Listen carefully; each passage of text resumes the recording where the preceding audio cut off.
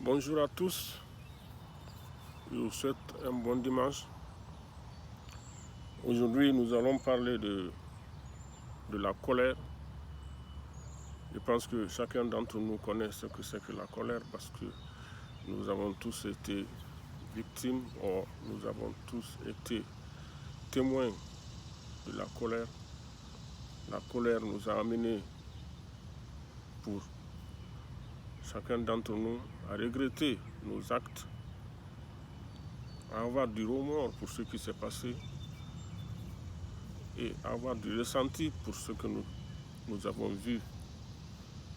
À travers la colère, beaucoup d'entre nous sont morts, beaucoup d'entre nous ont eu des accidents, beaucoup d'entre nous ont été paralysés à vie, beaucoup d'entre nous ont perdu leur boulot, beaucoup d'entre nous ont divorcé, beaucoup d'entre nous ont eu des problèmes de famille, beaucoup d'entre nous ont perdu leur argent, beaucoup d'entre nous ont eu des catastrophes, beaucoup d'entre nous ont eu des accidents, bref, tout un tas de choses dans la nature parce que la colère, elle nous met dans tout.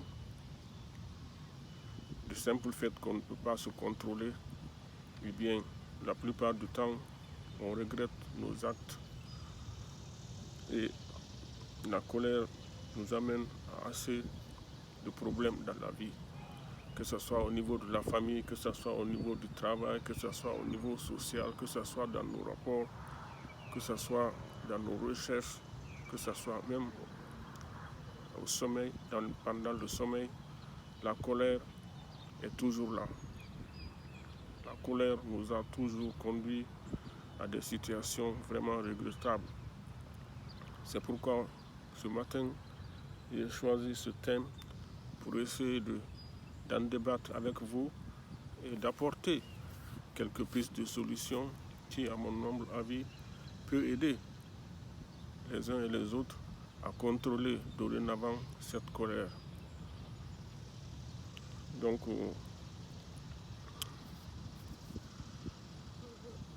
en tant qu'humain, je vais faire une certaine analyse. Vous allez me suivre dans mes analyses. C'est que nous avons en nous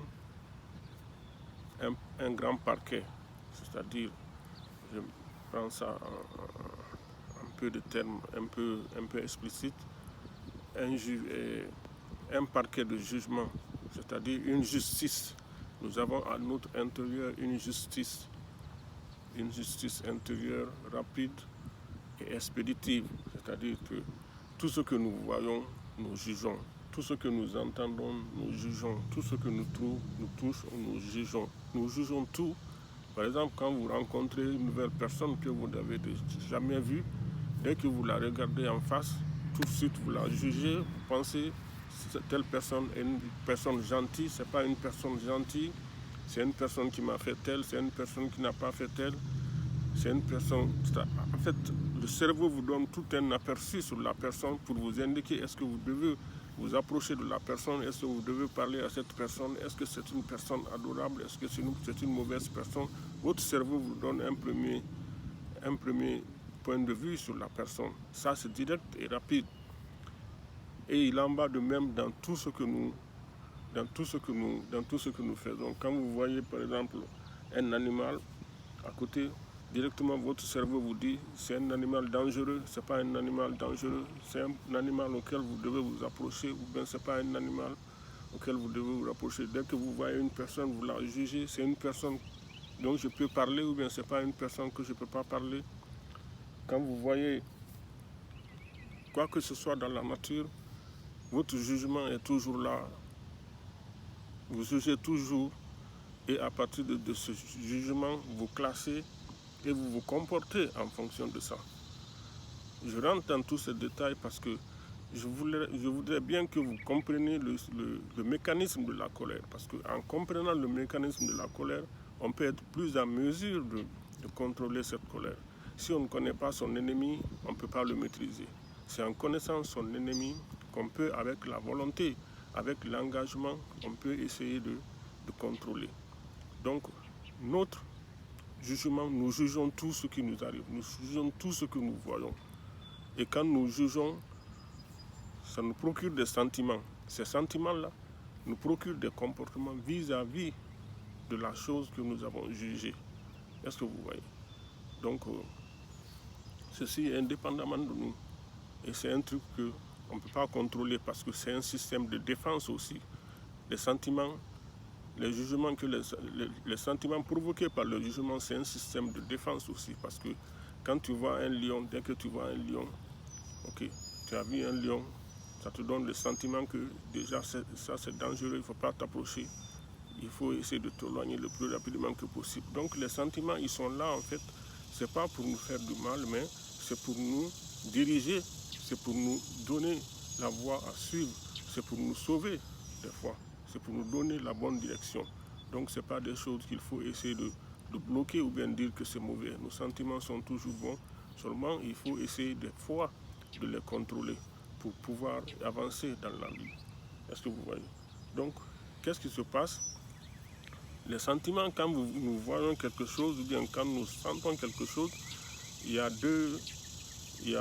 les sentiments négatifs et les sentiments positifs. Par exemple, quand vous voyez quelque chose qui vous rend joyeux, ça vous rend content, ça vous rend heureux, ça c'est des sentiments positifs.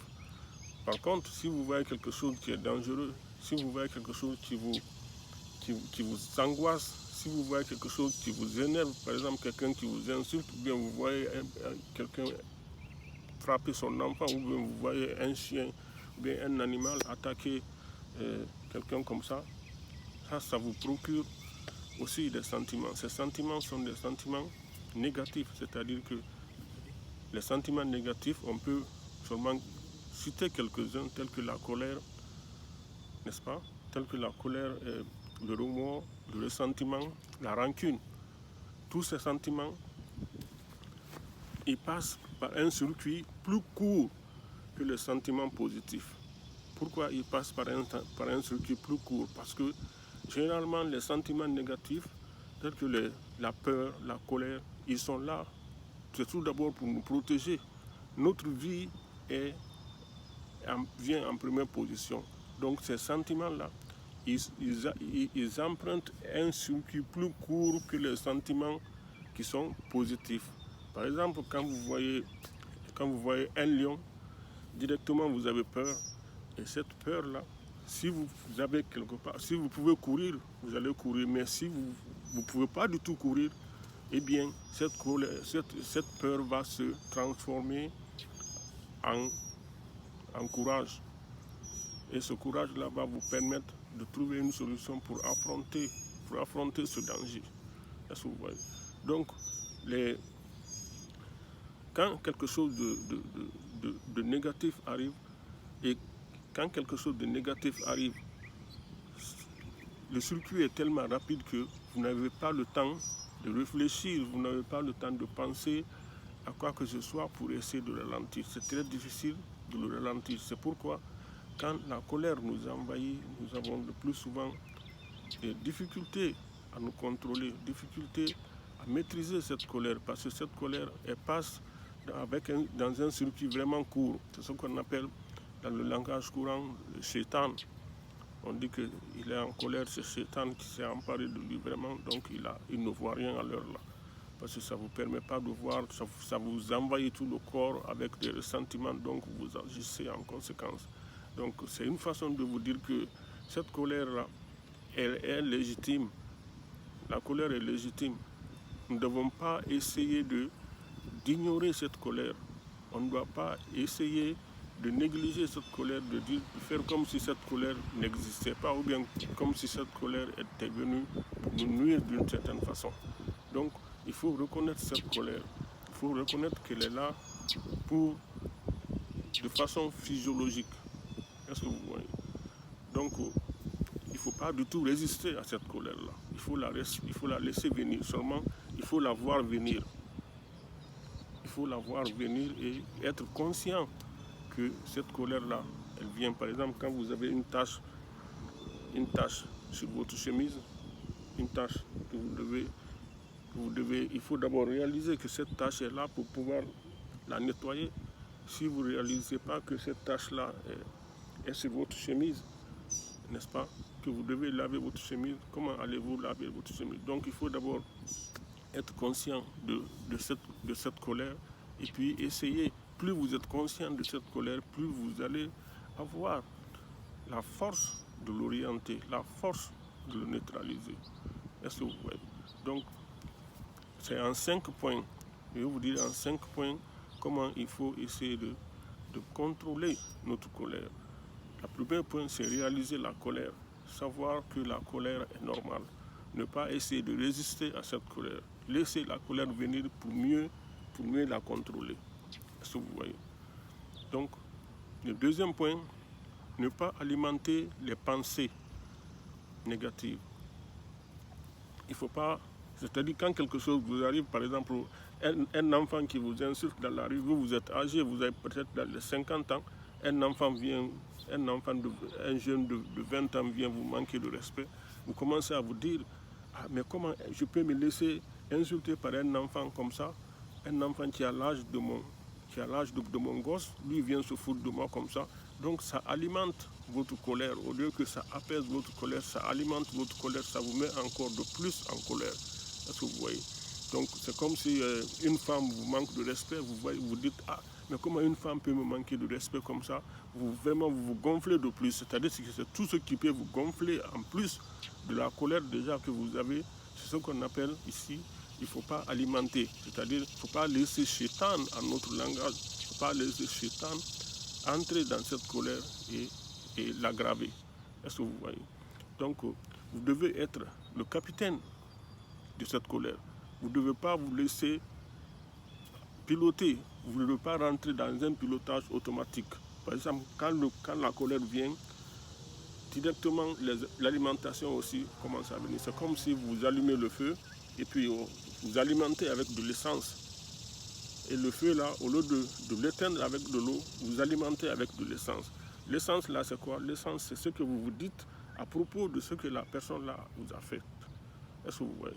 Donc, évitez que cette pensée qui alimente la colère là ne vous envahisse de plus. Il ne faut pas laisser rentrer dans le mode de pilotage automatique. Est-ce que vous voyez? Ensuite, il faut apaiser la colère. Il faut apaiser la colère. Comment apaiser cette colère? Vous pouvez apaiser la colère à travers des systèmes de... D'abord, moi je vous dis quelque chose, c'est-à-dire que quand vous sentez la meilleure façon de contrôler cette colère, c'est essayer de ralentir, essayer de compter. La première position, essayez de compter jusqu'à 40. Vous vous apaisez, vous essayez de compter jusqu'à 40. Pourquoi essayer de compter jusqu'à 40? Pour que ça donne le temps.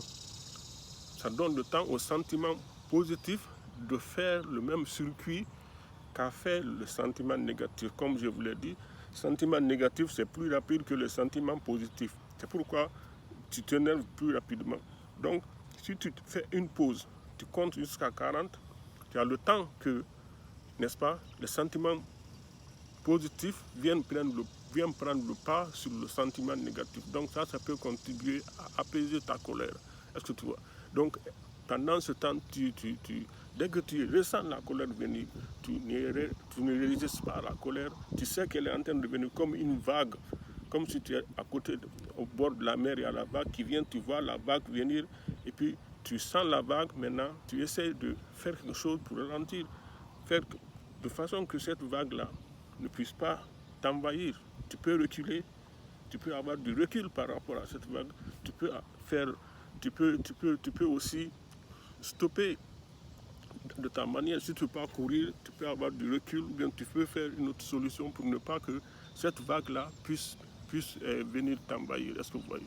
Donc, tu peux compter. Quand tu stoppes pour compter même jusqu'à 40, après avoir compté jusqu'à 40, tu verras que ta réaction va changer par rapport à la réaction initiale que tu avais envisagé de faire. Donc, il faut faire un temps de pause. Quelle que soit votre colère, faites un temps de pause. Un temps de pause pour vous donner le temps à votre sensation positive d'atteindre la zone de réaction. Et quand cela est arrivé maintenant, vous essayez de ne pas alimenter cette colère-là. Ne pas se donner d'autres, ne pas mettre de l'huile sur le feu comme on a souvent l'habitude de le dire. Est-ce que vous voyez? Donc, la première des choses, vous pouvez compter jusqu'à 40. Deuxième, vous pouvez respirer. Vous respirez, c'est-à-dire vous inspirez pendant 5 secondes, n'est-ce pas? Vous bloquez la respiration pendant 4 secondes et vous expirez encore pendant 5 secondes. Cette respiration-là, elle va vous aider pour comment? Elle va vous aider à baisser la tension. C'est des choses qu'il ne faut pas négliger. Quand tu demandes aux gens de faire la respiration, que ça peut t'aider. Les gens pensent que, comment une respiration peut m'aider? Moi, je respire à longueur de journée. Comment une respiration peut m'aider? Mais non, la respiration, ça c'est une respiration spéciale, parce que si c'est une respiration ventrale, cette respiration ventrale vous amène à réduire la tension. Ça réduit votre rythme cardiaque, ça réduit votre tension artérielle, parce que c'est tout ce qui vient avec la colère. Vous avez un rythme cardiaque qui est accéléré, votre tension qui est élevée, vous commencez à faire de la sueur, vous commencez à avoir de la chaleur dans la tête. Donc, avec cette respiration, ça arrête ce courant, n'est-ce pas? Vous faites cette respiration-là au moins 2 à 3 fois. Cela, vous allez voir que ça va au moins apaiser votre colère, n'est-ce pas? Ensuite, vous pouvez prendre quelque part, si vous avez une cour, vous pouvez sortir dans la cour, faire quelque part, ou bien vous allez vous promener un peu. Vous allez faire quelque part dans le salon, ou bien vous allez sortir, faire quelque part, ou bien vous pouvez prendre votre voiture, aller ailleurs. Si vous avez par exemple un problème avec madame, vous pouvez prendre votre voiture, aller ailleurs. Avant votre retour, ça trouvera que non seulement vous vous êtes apaisé, mais elle aussi, elle s'est apaisée, et dans ce cas, vous pouvez aussi vous asseoir, essayer d'en parler et puis d'apaiser la situation. Est-ce que vous voyez? Et puis, ou bien, ça c'est une troisième méthode, vous pouvez écrire tout ce qui vous a mis en colère. Prenez un papier, vous écrivez tout ce qui vous a mis en colère. Ça aussi, ça aide beaucoup à essayer à disperser cette colère-là, n'est-ce pas? Ou bien vous essayez de vous occuper à faire quelque chose. Vous pouvez lire, je sais que lire par exemple c'est difficile, mais les premiers trucs que j'ai dit là, ça au moins c'est facile. C'est-à-dire que vous pouvez quand même, n'est-ce pas, faire la respiration profonde. Vous pouvez quand même essayer de faire quelque part dehors. Vous pouvez aussi essayer d'écrire tout ce que vous avez, tout ce qui vous a amené cette colère-là. Qu'est-ce que vous voyez? Donc ça c'est les étapes. Ensuite, la dernière étape, vous essayez de... Qu'est-ce que cette colère-là vous a apporté? Parce que dans la vie, tout ce qui nous arrive, nous devons l'analyser. On ne doit pas laisser les choses passer comme ça, et puis quand quelque chose nous arrive, c'est passé, non. Tout ce qui vous arrive dans la vie, ça arrive pour une certaine raison. Vous devez vous asseoir et voir pourquoi cette colère-là, pourquoi cet événement-là s'est passé. Vous devez en tirer une leçon pour le futur. Est-ce que vous voyez? Et si vous ne vous êtes pas enflammé comme la colère le voudrait, si vous avez eu, et par bonne chance, vous avez eu à éviter cette colère et à faire des dégâts, vous pouvez en tirer aussi un bénéfice. Ça peut vous encourager la prochaine fois à faire la même chose, à essayer de vous abstenir de réagir. Est-ce que vous voyez? Parce que tout nous arrive, nous sommes entourés de tellement de problèmes dans la vie que nous pouvons réagir à n'importe quel moment, à n'importe quoi. Des fois, ce n'est pas des choses qui nous arrivent directement, des fois, c'est des choses qui nous arrivent de façon indirecte, des fois, on peut voir des choses comme ça, des fois, on peut entendre même des choses à la télé, des informations qui peuvent nous énerver, qui peuvent nous donner de l'amertume, qui peuvent nous donner ceci, cela. Donc, il faut savoir dans la vie, essayer de se protéger nous-mêmes, parce que nous sommes, le plus important, c'est quoi? C'est nous les humains. Dieu nous a mis au top de tous les animaux. Donc, nous ne devons pas laisser les choses environnantes nous envahir d'une certaine manière. Parce que plus on est solide, plus on peut avancer dans la vie. Regardez le baobab. Le baobab, il est tout seul arrêté. Et quand il y a la tempête, quand il y a le vent et tout ça, ça déracine les autres arbres, mais lui, il est seul, il est arrêté. Ça ne le déracine pas. Pourquoi? Parce que là, sa force est intérieure. Il ne compte pas sur les autres arbres pour venir le protéger. Les autres arbres, ils sont en groupe pour se protéger les uns des autres en cas de tempête ou autre. Mais le baobab, lui, il est seul. Il est seul parce que il s'est pas mis à compter sur les autres. Il s'est mis à compter sur lui-même, à être fort lui-même, à résister à tout ce qui peut venir. C'est pourquoi partout où on voit le baobab, on dit vraiment ça c'est un arbre, ça. Est-ce que vous voyez? Donc l'essentiel c'est vous, tout part de vous et tout revient à vous.